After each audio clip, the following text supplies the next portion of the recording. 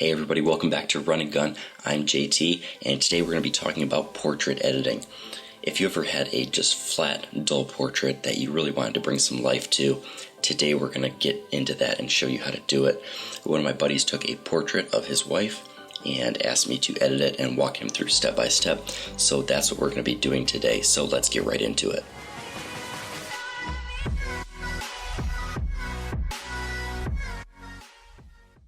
So the first thing I'm going to do is open up the file, and it's going to open up in Adobe Camera Raw.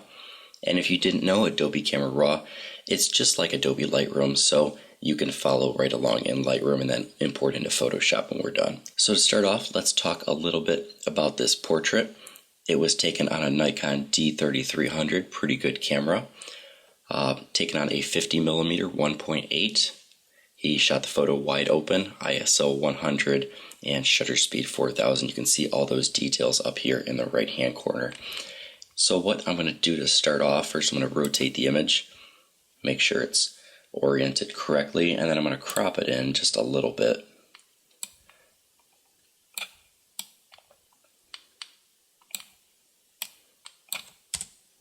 That looks good, cropped into a 5x7. I'm actually going to crop in this left side just a little bit more and center up the face.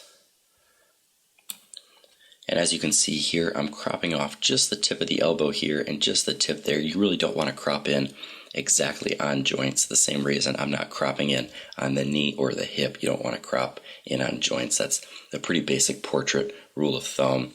And if you don't understand why, you can go back and you can check out my video on tangents. The same reason I wouldn't want this elbow right there on the edge. It would just create a tangent right there and it would attract my eye to that elbow, and that's not where I want the viewer's eye looking when they're looking at this portrait. So let's start off with my settings. The white balance looks fairly good. I'm going to make some minor adjustments. I'm just going to warm it up a tiny bit, and it looks a little bit green, so I'm going to add in some purple tint, just a little bit, kind of eyeball it. That looks about good. I believe this was shot on auto white balance, and it is pretty darn close for auto white balance. So let's talk a little bit about exposure here. If you take a look at our histogram up here, everything looks pretty well exposed. We have all our shadows here in the shadow range and all of our highlights here. None of our highlights are cut off, so that is awesome. And if you don't know how to read a histogram, you can check out my histogram video that I'll link to in the description and above here in the video. So let's take our exposure, and I'm just going to move it up slightly to about 0.5. For portraits, I always like to give that skin a kind of glowy feel to it, so I always bring up the exposure just a little bit, even if it's perfectly exposed. Especially for female skin, I like to bump it up just a tiny bit. And for contrast, I'm going to add a tiny bit of contrast. I always love to add just a little bit. 20, that looks about good. And for my highlights, there's a waterfall going on behind here. It's a little bit difficult to see. I'm going to take that down just a tiny bit, maybe a little bit more, because we're kind of playing around with getting that skin tone to look just right. As I've said before, I'm just kind of eyeballing this one as I do with every portrait. Just kind of eyeball it, see what feels right. You can always go back and edit these settings and do it to taste depending on your image. So I'm also going to take up my shadows a bit. You don't want to take it too far and make your shadows grainy, but I want to give some detail in that hat and a little bit of detail in the shadows. As you can see, there's some shadows here in the hair. I'd like to see some of those details. So I'm going to leave alone my white and black points for this one. Everything looks pretty good. Clarity looks good. I don't want to touch this.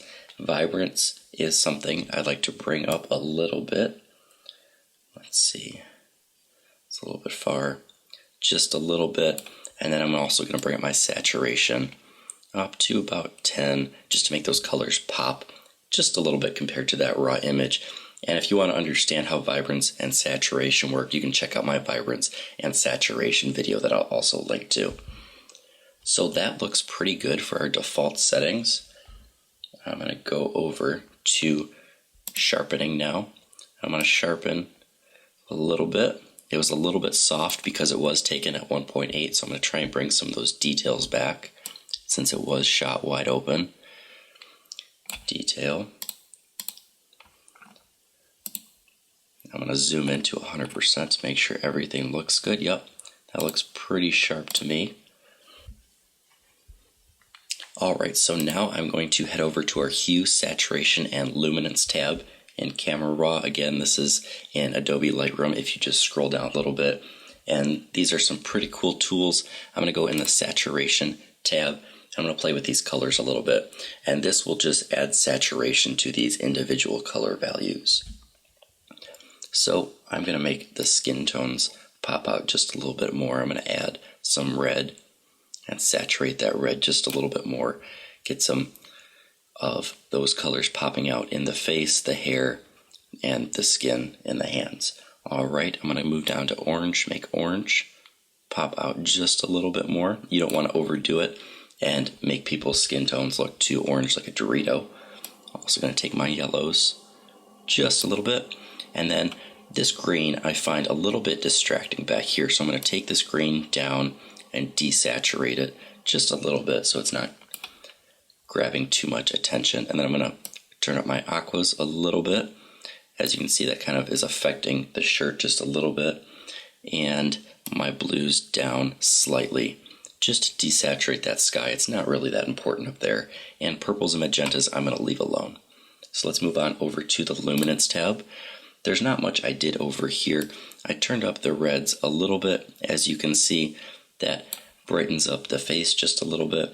You always want to have a nice bright face, so that is where your eye goes to immediately when you're looking at the portrait, but you don't want to overdo it. I'm going to do the same thing with the aquas just to brighten up that sky back there a little bit, and the same with the blues. Brighten up that sky in the background. Alright, so now we're going to move on to the Effects tab, and I love this new little dehaze tool that Photoshop put in Camera Raw and Lightroom. I love using this especially for portraits. If you see, I move down a little bit to -10. That's going to add just this little hazy effect and just soften up the portrait, make it look great. On the other hand, if you moved it the other way, it adds a lot of contrast and it would defeat haze in your photo if you took a landscape photo with haze in it. But for now, we're going to move it in that negative range. I like to use this just lightly. You can always overdo it, but I start with a low value, and that looks pretty great so far. We come a long way, I think. Let's see what it looked like before and after. Look at that, we've come quite a long way from the before image and the after image. So that looks great to me. Let's actually open this up in Adobe Photoshop and do just a little bit of minor tweaking with this portrait. Okay, so we have our image opened up in Photoshop now. I think it looks pretty great. As I said before, we've come quite a long way from the original image to this one, and I think it looks great so far. But there's always just a little bit more that we could do to make this look awesome. So what I'm going to do to this image, the first thing I'm going to do is I'm going to add a color lookup table or a LUT. And I already have a LUT pre-made for this. It is going to be my running gun.